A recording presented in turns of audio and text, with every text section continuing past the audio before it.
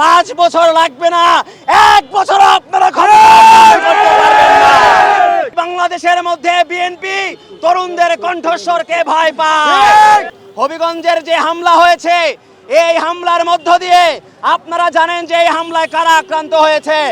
এই হামলায় আক্রান্ত হয়েছে জুলাই বিপ্লবের মহানায়ক সার্জিস আলম, এনসিপির মুখ্য সমন্বয়ক নাসিরউদ্দিন পাটোয়ারি, যাদের হাত ধরে এই বাংলাদেশ 17 বছরের ফ্যাসিবাদ থেকে বাংলাদেশের মানুষ মুক্তি পেয়েছিল।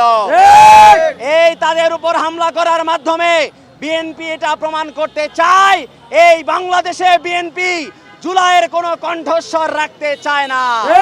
এই বাংলাদেশের মধ্যে বিএনপি জুলাইয়ের কণ্ঠস্বরকে ভয় পায়।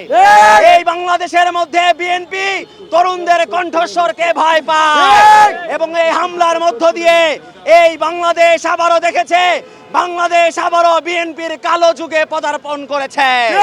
আমরা বিএনপিকে হুঁশিয়ার করে বলে দিতে চাই, আপনারা যদি নিজেদেরকে না শুধরান তাহলে কিন্তু আপনারা 5 বছর লাগবে না, 1 বছর আপনারা ক্ষমতা করতে পারবেন না। বাংলাদেশের তরুণরা জাগ্রত আছে, আমরা জাগ্রত আছি।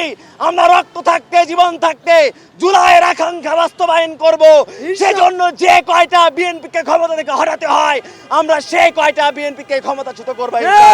AKS অর্জন করলো গিনেস ওয়ার্ল্ড রেকর্ডস। AKS